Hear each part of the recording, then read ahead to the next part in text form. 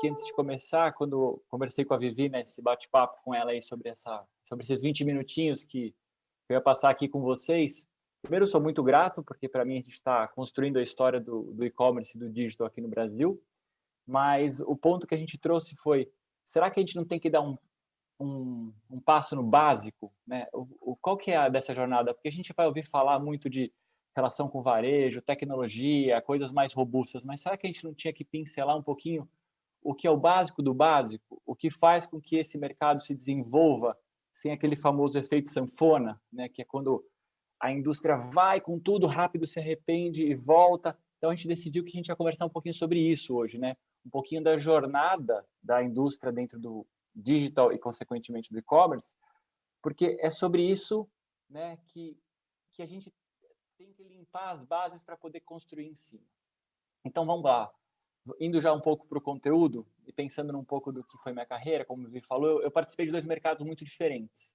Eu participei de um mercado que tem um point price super alto, PVL alto, que é o de home appliance, e depois eu vim para o mercado de FMCG. São mundos opostos, né? Alavancas de crescimento diferentes. Sempre, eu já estou dentro da minha segunda indústria de FMCG, sempre na minha carreira, a primeira pergunta que eu ouvi foi essa. Assim, quando a gente vai ter o nosso direct to consumer? Sempre. Não, assim, primeiro dia de trabalho, bom dia, Caê, bem-vindo. Quando é que a gente vai ter o nosso site? Essa foi a minha primeira pergunta. E minha resposta sempre foi a mesma. Na hora certa, se a gente precisar. Mas é difícil para a indústria entender.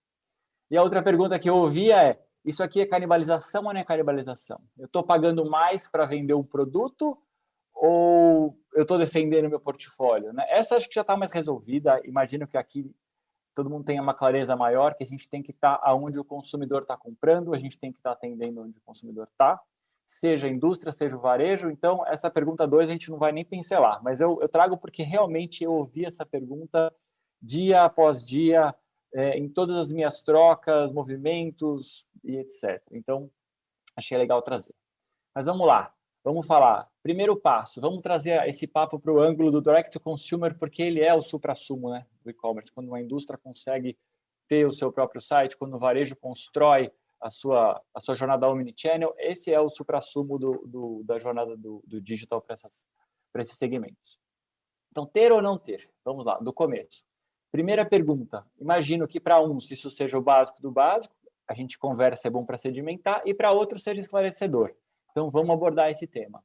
Né?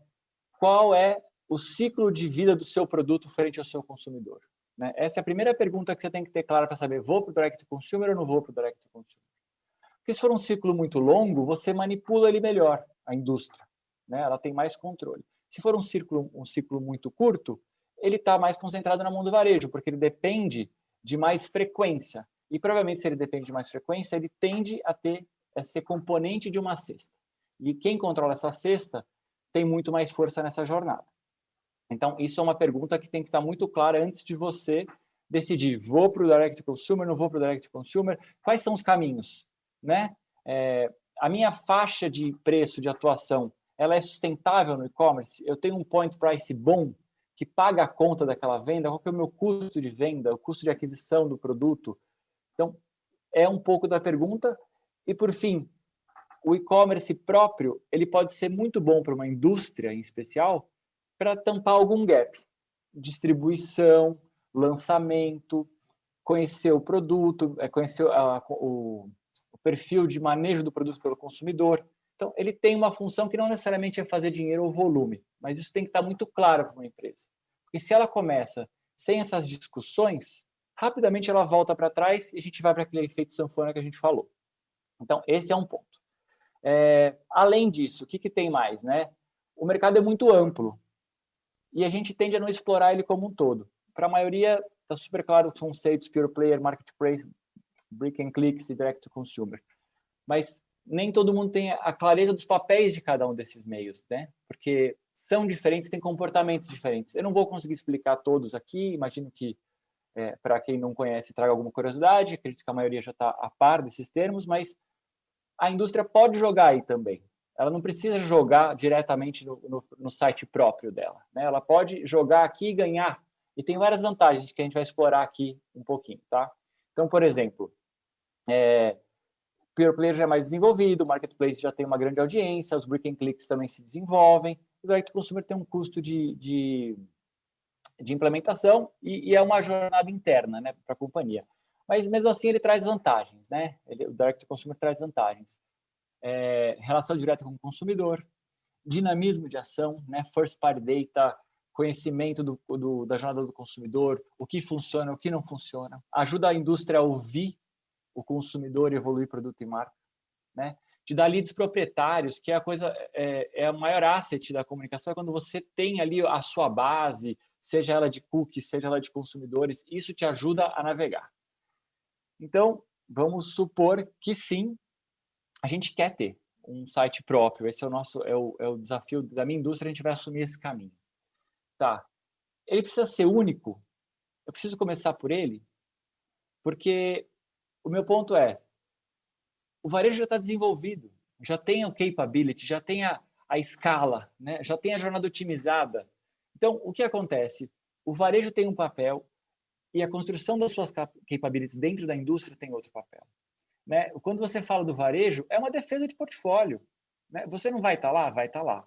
Você pode crescer lá? Você pode crescer e pode crescer exponencialmente, porque o varejo está crescendo. A penetração do e-commerce está crescendo, o mundo digital está crescendo. Então, jogar e ganhar no varejo, super vitória, é e-commerce e defende o seu portfólio. Ter as capabilities próprias ajuda o desenvolvimento, você entende o consumidor, né? Você melhora o seu portfólio, como eu já falei, e você conquista território. Agora, não é um ou outro, mais, menos, é como você trabalha na jornada os dois. Principalmente evitando o que é o pior, que seria o conflito, né? Fugindo do conflito. Esse é um ponto importante. Nessa jornada, como eu falei o tempo inteiro aqui, não existe um modelo em que você comece pela parte mais difícil. Você tem que começar pela parte básica, que geralmente é o que gera o efeito sanfona, que não começar pela parte básica. Porque você coloca o teu site no ar e a liderança, o top management da sua companhia não entende o que é audiência, não entende o valor de conversão, não entende palavras do nosso meio. Isso faz com que eles retrocedam, tirem o investimento. Então você dá passos largos, fala, eu já saí com a minha plataforma aqui, já tenho, daqui a 2 anos você está sem ela. Por quê? Porque tem um custo ali que a liderança não entende. Então você precisa começar a construir dentro da companhia. Para as indústrias maiores ainda, que tem muitas áreas, essa fundação passa por um trabalho interno também na companhia. Como não é o ideal, mas eu sei que em interações mais curtas, uma receita ajuda, né? Porque você consegue construir os passos e consegue memorizar. Eu tentei fazer aqui uma receitinha de bolo da fundação. Né? Como é que você constrói a sua fundação? Em primeiro lugar, olha para o mercado. Quem são os principais players que vendem as minhas categorias? Como eles estão desenvolvidos? Qual é a dinâmica do mercado? Qual que é o mercado daqui a 5 anos? Como é que a gente pode prever? A gente pode olhar para os Estados Unidos, a gente pode olhar para a Europa, a gente pode olhar para a China, Coreia, né? Os mercados de digital e-commerce são muito mais desenvolvidos lá. Estados Unidos 20%, China 50%, 60%. Então, existe ali uma necessidade de você ver o que tem em volta de você e tentar se antecipar com qual que é a tendência do seu mercado. Alinhar e definir assim, com muita clareza quais são os KPIs de sucesso. Pode ser que o seu KPI de sucesso não seja margem e volume no começo. Pode ser, você precisa invest to grow. Você precisa colocar o dinheiro na frente. Agora, se esse papo não está amarrado, efeito sanfona. Não tem jeito, vem efeito sanfona de qualquer jeito. Tendo isso claro, tendo os KPIs amarrados, tem que construir um ecossistema. Quais são as segmentações de clientes? A gente vai para o mercado, a gente vai trabalhar os marketplaces, a gente vai trabalhar pharma, vai trabalhar grocery, vai trabalhar os pure players. Com que peso, com que propósito cada um vai entrar nesse ecossistema? E quando entra o direct to consumer? Você tem que olhar isso e construir esse ecossistema de parceiros comerciais e de parceiros que tragam novos capabilities para a indústria. Porque geralmente falta alguma coisa. Por exemplo, o mapeamento do calendário do varejo. Não é qualquer parceiro de comunicação que consegue fazer isso. Né? Produção com a velocidade necessária de assets. Acordos internos para ter a liderança na produção de conteúdo. Né? lançamentos, por onde eles começam, por onde eles não começam. Então tem que ter, a gente chama do cross area, que a gente precisa olhar todas as áreas cross e ver se elas estão preparadas para estar atendendo o e-commerce. Você tem que construir um time com pessoas que entendam do assunto, né? Não precisa ser um time muito grande, porque ele pode jogar em parceria, mas tem que ter um centro de tecnologia. E aí o principal, do meu ponto de vista, depois desses 4 feitos, é qual é o modelo de investimento? Como você investe nisso para crescer? E aí você setou a fundação. Isso é o T0, viu? Não falei de ter um e-commerce ainda, mas já falei de começar a ganhar no mercado. Como é que você acelera? Você começa a afinar a relação com esses parceiros. Você entende quais deles estão retornando do plano que você fez, coloca mais gasolina, fortalece a relação nas áreas suportes, porque geralmente nesse momento o pessoal de delivery já começa a questionar porque o caminhão está saindo com carga pequena, com carga diferente, por que a gente está trabalhando em tantos lugares. O pessoal de finanças já fica, pô, mas eles não têm crédito, como é que eu vou dar esse tanto? Vem uma Black Friday, já chacoalhou esse meio de campo. Você tem que começar a atuar em ecossistemas. E o que são esses ecossistemas? End-to-end da jornada do consumidor. O time de comunicação e marketing tem que estar embedado nessa jornada. E eles têm que começar a atuar em prol dessa jornada. Porque senão você não vai ter a força que você precisa. E aí eu trago esse outro ponto aqui, para mim é óbvio, mas você precisa por um tempo continuar investindo. Né? Investindo não é que você não vai ter retorno, mas talvez você penalize de alguma forma o todo da companhia, da indústria, no caso, porque você está crescendo, você está ganhando. E essa luta tem um custo. Só que isso tem que estar amarrado lá no começo, para você ter essa energia, né? E aí o que eu acho que é o salto para o próximo momento é novas prateleiras. Quais são as novas prateleiras? Como você tira, né, como indústria aí, pura e exclusivamente, como você tira um pouco do rótulo e-commerce, como você tira esse rótulo e abre a sua cabeça para pensar quais são as prateleiras novas. Está cheio de gente aí trabalhando com domínio bem, dentro de transportes bem. Existem muitos modelos. Streaming está chegando no Brasil. Tive papos ótimos com pessoas que estão trazendo o streaming com força aqui no Brasil. Então, quais são as novas prateleiras que você vai continuar apostando para abrir mais o seu funil, trazer mais gente e estar na frente? Esse é o momento de aceleração. E aí você passa, depois disso constituído, os fluxos prontos, todas as engrenagens, como eu costumo dizer, azeitadas, e a empresa não sofrendo mais para colocar aqueles pedidos para fora, para dar crédito para o seu cliente, para conseguir gerar a audiência, para você ter o end-to-end completo, você começa a focar em estratégias on e off, porque mais do que nunca a gente está chegando nesse momento onde não existe dois, né, um impacta o outro. Eu vejo os principais varejistas de farma já surfando muito forte nessa onda do CRM. Eu vejo um apoio, principalmente no começo aqui da nossa pandemia, que a gente está vivendo, um apoio muito grande de ferramentas de chat para venda de mercado, de comércios de rua. Então, a gente tem que tirar isso e aproveitar que o Covid acelerou isso e dar essa harmonização, tratar como um só para ganhar cada vez mais força. A estrutura de e-commerce começa a ser mais incorporada pelo todo da companhia. Claro, fica o canal com toda a força, mas essa jornada tem que se manter, né? A construção dessa jornada nesse modelo tem que se manter. E aí a gente aqui chama de omniconsumidor, né? Não existe o consumidor do on e o consumidor do off. Cada vez isso tem que estar mais claro, isso vai ser a base do futuro. E a gente chega no final dessa jornada, não necessariamente cada um dos itens tem que estar dentro da jornada, mas o principal da jornada tem que estar completo. Então, na parte de fundamentos, os fundamentos têm que estar completos. Na parte de aceleração, você precisa conseguir crescer. Na parte de harmonização, você precisa diminuir o ruído e a fricção interna e externa para você conseguir dar o tom de unidade. Por fim, o e-commerce tem que se tornar uma estratégia quase que corporativa. Ela tem que ser o jeito de se comunicar com o consumidor. Porque o e-commerce nada mais é, né, do que a digitalização da venda, a captura de dados. Então, esse é o jeito de se vender do futuro. Ah, mas foi na loja. E daí? O consumidor é o mesmo, o seller pode ser on e off, para ele também não importa, né? São portas da loja dele. Então, isso tudo vai construir. Nesse momento ou no momento anterior, você já pode estar com o seu e-commerce próprio pronto, ele vai funcionar dentro desse ecossistema. E ele vai durar se ele tiver o propósito correto, se ele tiver preparado para atender as necessidades que você combinou com a sua companhia. E aí a conversão é maior e o nosso mercado se desenvolve para onde ele tem que ir. Então, pessoal, era isso. Construir essa jornada aqui, tentei colocar ele no formato mais de receita possível para uma conversa de 20 minutos. É a receita que eu apliquei em todas as empresas que eu trabalhei, que eu discuto muito com o pessoal aqui do e-commerce, das outras lideranças que eu conheço, dos grupos que eu tenho. Tem funcionado. Estou aberto para responder perguntas, bater um papo. Estou aqui à disposição de vocês por mais um tempinho. Obrigada, Caê. Obrigada mesmo.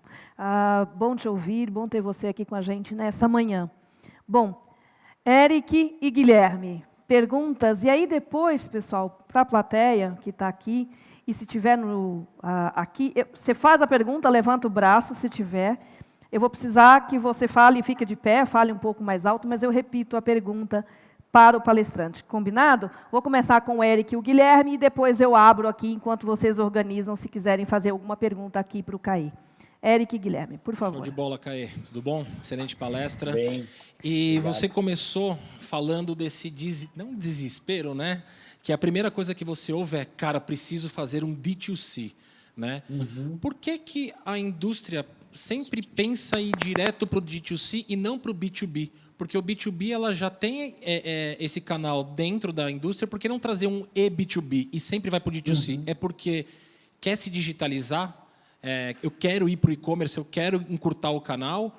Ou realmente não tem esse planejamento antes de analisar se às vezes o caminho é o B2B ou é o D2C? Ótimo ponto. E eu vivi realmente isso em todas as indústrias. O ponto eu acho que o mais óbvio, quando você pensa no e-commerce de forma geral, é o B2C. Né? Quando você pensa em e-commerce, você pensa na sua tela, na compra ou na voz, né? No modelo de compra. E geralmente as indústrias nascem, né? Esse movimento nasce de marketing ou vendas. E às vezes o B2B ele fica mais numa parte operacional da companhia. Mas, sem dúvida, ele é uma alavanca muito mais rápida de crescimento e otimização. Ele já trabalha gerando mais saving, né? Ele já vai numa linha mais de otimização de operação. Pode ser uma alavanca que gera depois uma plataforma eficiente que já pode suprir a necessidade do direct to consumer.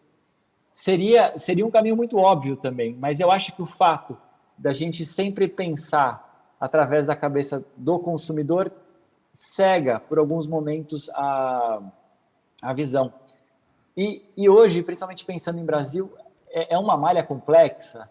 Talvez as lideranças aí da parte de distribuição tenham um pouco mais de receio de avançar, porque não é simples distribuir no país, e colocar mais uma camada de tecnologia, por mais que seja para ajudar, ela pode causar algum... Mas aqui já funciona, não é aqui, é lá, a discussão está mais na frente do consumidor. Eu acho que anda por aí. Assim, eu acho que é tanto o starting point quanto o modelo de busca de eficiência que talvez não seja tão atrativo. Mas, na minha visão, você matou a pau. O B2B pode ser muito o primeiro passo aí dessa jornada para você pensar em capability e construção de tecnologia. Obrigado. Caê, bom dia. Você falou um pouco do trabalho com as diversas áreas da empresa, né, os desafios de mostrar o e-commerce, o poder do e-commerce. Conta um pouco o que você tem feito para conseguir alavancar a cultura e fazer com que realmente esses times trabalhem a favor, né, do consumidor, porque o consumidor está querendo esse canal, e principalmente falando nas áreas de marketing, trade e vendas. Legal. Olha, a cultura é sempre o último desafio que a gente consegue vencer. Às vezes você coloca a tecnologia, implementa o processo, cria um fluxo, tem uma governança, mas ela não vai como você gostaria, né? Então, a cultura é sempre o último que move, porque ela depende de ciclos e de aprendizado e de acomodação. O principal jeito que eu encontrei para convencer e trazer as áreas para o jogo foi gerar valor através de indicadores de sucesso. Então, quando eu penso em trade, quando eu penso em marketing, o que eu consegui fazer foi dar o último clique né? Dar uma capacidade para eles de medirem o sucesso das ações e trazerem eles para o jogo. Não foi tentando dominar o espaço, né? Mas foi sim jogando em conjunto. Quando você pensa numa campanha enorme, que gera audiência para vários pontos diferentes, geralmente na indústria não existe a comunicação perfeita entre o time responsável pela conversão do produto na plataforma loja e o time responsável pela geração dessa audiência. O trabalho que eu fiz foi conduzir aos poucos essas campanhas para o lugar correto, conduzir aos poucos e mostrar o valor gerado, dividir as conquistas, isso é muito importante, porque são áreas diferentes, né? E construir o end-to-end, esse foi um ponto. E também, para fazer isso, você vê que o meu cargo não é só e-commerce, ele é conversão, não importa aonde. Na loja, fora da loja, tudo para quebrar os paradigmas e conseguir o apoio. Outra coisa muito importante os KPIs de sucesso não conversam inicialmente. É duro, é muito complexo. Quando você pensa, eu vou sair dos espaços que você me perguntou, mas eu vou pensar em logística. Os clientes de e-commerce compram menos inicialmente, menos. Não fecham carga. Para alguém de logística, de delivery, isso é no-go. Por que eu vou entregar um caminhão com 15% do negócio completo?